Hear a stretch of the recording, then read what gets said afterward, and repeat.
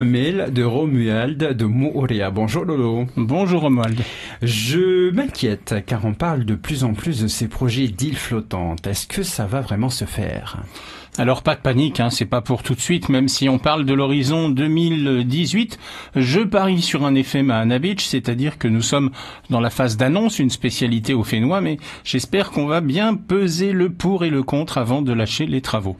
Pour ou contre le projet, le mieux est d'aller aux conférences prévues dans les prochains jours avec plein d'intervenants hautement qualifiés, mais on sait d'avance qu'il n'y aura qu'un son de cloche, ce sera un panel de partisans du projet qui ne détailleront que les avantages, en tête desquels l'argument difficilement contestable du problème inquiétant du phénomène irréversible de la montée des eaux. Sauf qu'on a du mal à imaginer que la population d'un atoll polynésien, menacé de disparaître sous les eaux, accepte d'aller vivre sur ce qui sera une plateforme en béton, va faire du copra sur une île flottante, va à la pêche, va faire du pandanus.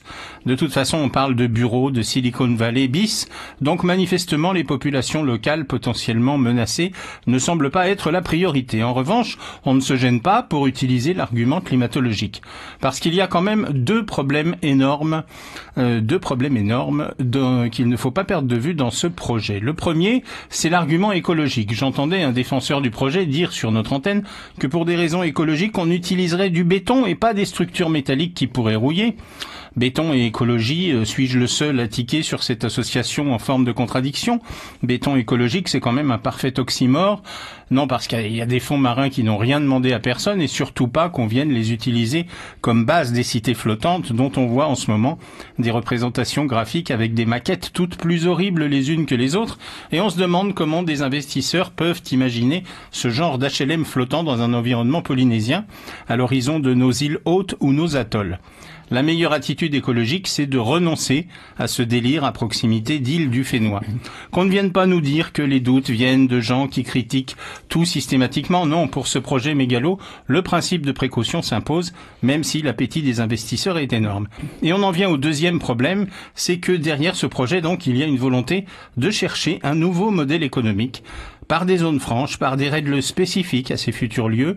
On cite, comme je le disais à l'instant, le modèle de la Silicon Valley, et quand on recherche un peu la philosophie sous-jacente dans ces idées, on trouve des théories libertaires défendues par les fondateurs du Seasteading Institute, des gens qui ne se reconnaissent pas dans les modèles actuels, des gens qui veulent changer les règles et qui vont jusqu'à douter des principes de la démocratie, en restant évidemment dans un modèle capitaliste, ce ne sont pas des philanthropes.